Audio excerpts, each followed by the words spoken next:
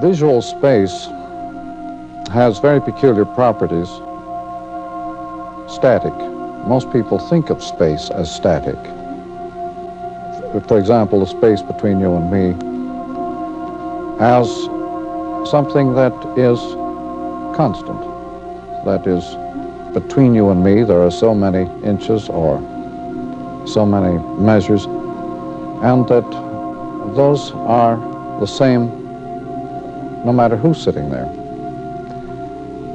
To a pre-literate man, space has no static properties at all. They're entirely determined by the people or things that are involved in the spatial relationship. So that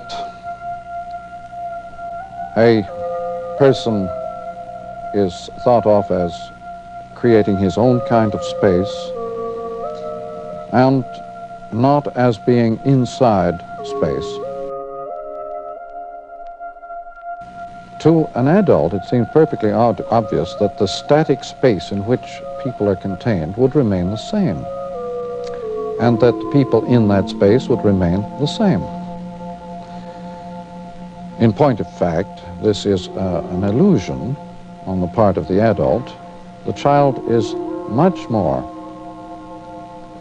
in tune with the reality than the adult in this matter. When you think of the medium as a container,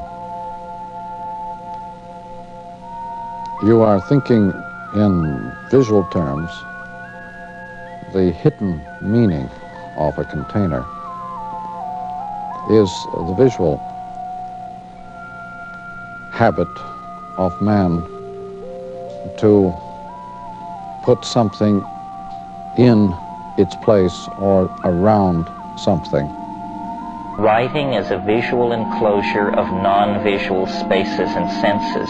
It is therefore an abstraction of the visual from the ordinary sense interplay, and whereas speech is an utterance of all our senses at once, writing abstracts from speech.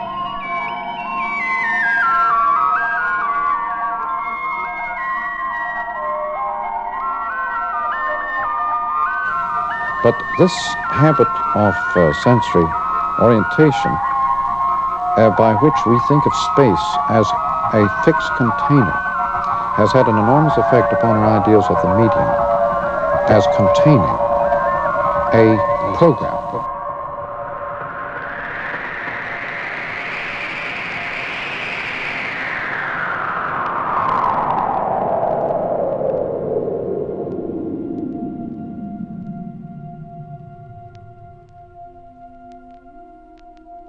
In visual space, we think of things as continuous and connected. There is no connection in auditory space or tactile space. To the sense of touch, there are no connections, there are only resonances, beats, rhythms, closures. And to smell, to all the other senses, kinetic movement and so on, there is no continuity, no connection, only discontinuity. And this idea of the visual man, the Euclidean man, that space is continuous and uniform and connected, does not apply in the electronic age to any of the senses except sight. And under electronic conditions, even the visual has lost that continuous character. Under especially television conditions, it becomes once more a mosaic, a collage of resonant dots, spots.